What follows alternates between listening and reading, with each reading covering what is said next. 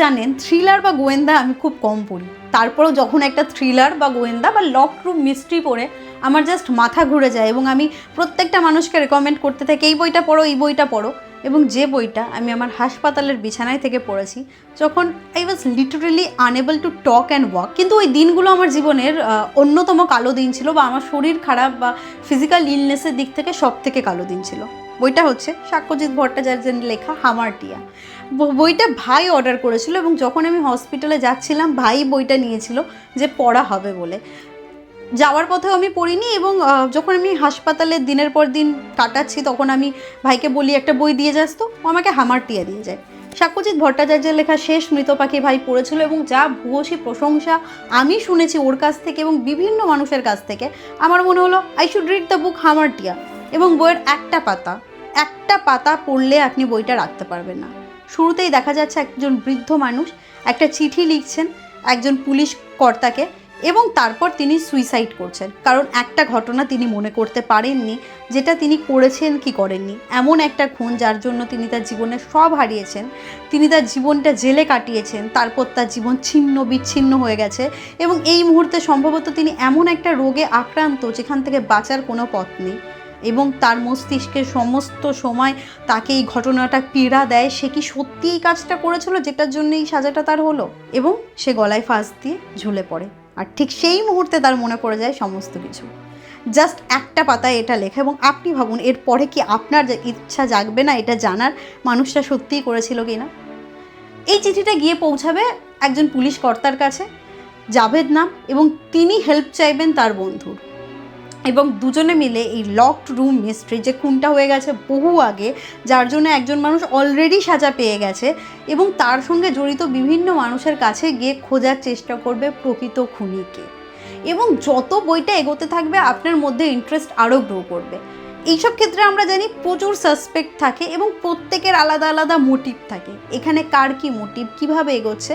এবং যে জিনিসটা আমার খুব ভালো লেগেছে সেটা হচ্ছে খুন হচ্ছেন একজন হিন্দু মহিলা, যিনি ইনভেস্টিগেটিং অফিসার সেই মুহূর্তে ছিলেন তিনি একজন মুসলিম, এবং তিনি যার হেল্প নিচ্ছে কেসটা সলভ করার জন্য তিনি একজন ইহুদি। তো এই যে একটা তিনটে ধর্মকে এখানে নিয়ে আসা হয়েছে, এবং তারপর সাক্ষ্যজিৎ বাবু তার তার লেখনীর মুন্সিয়ানা যেভাবে দেখিয়েছেন, আমি জানি ধর্মের ব্যাপারটা হয়তো অনেকেই ভাববেন আমি কেন বললাম ইররেলিভেন্ট, কিন্তু আমাদের মতো পাঠক যারা গল্পের প্রত্যেকটা জায়গা থেকে কিছু না কিছু খুঁজে বার করার চেষ্টা করে বা নিজের মতো করে ভাবতে ভালোবাসে, তারা এই জিনিসগুলোও ভাবে যে না আচ্ছা উনি তো এখানে এই যে সর্বধর্ম সমন্বয়, ভারতের যে একটা ঐতিহ্য বা ঐক্যতার বৈচিত্র্যের মধ্যেও ঐক্যের যে প্রমাণ সেটা দিয়ে যাচ্ছে।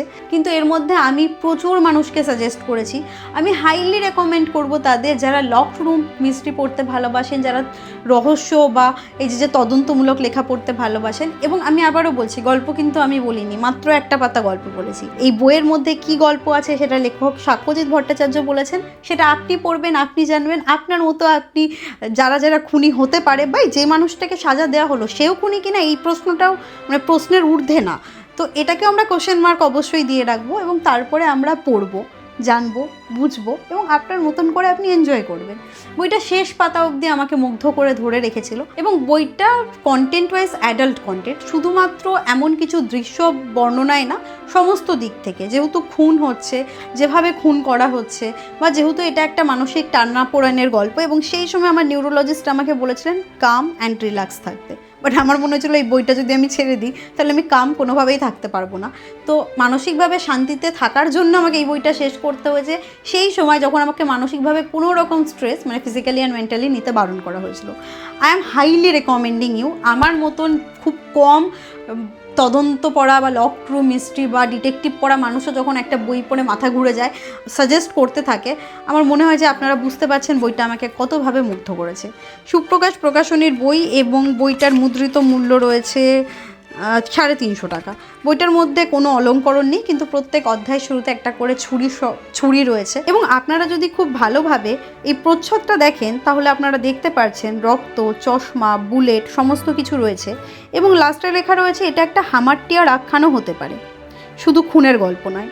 হামারটিয়া এই শব্দটার মানে আমি জানতাম না, পরে আমি গুগল করে এটা জানতে পারি এটার মানে হচ্ছে একটা গ্রিক শব্দ, এবং হামারটিয়া সাহিত্যে মূলত এই অর্থে ব্যবহৃত হয় যে এইখানে যে চরিত্র রয়েছে কোনো একটা চরিত্রের মারাত্মক ভুল বা দুর্বলতা যেটা শেষ পর্যন্ত পতন ডেকে আনে। তো এই গল্প কি কোনো হামারটিয়ার গল্প, এবং সেই হামারটিয়াটা কেই ভুলটা করবে সেটাই আপনি শেষ পাতায় গিয়ে জানতে পারবেন।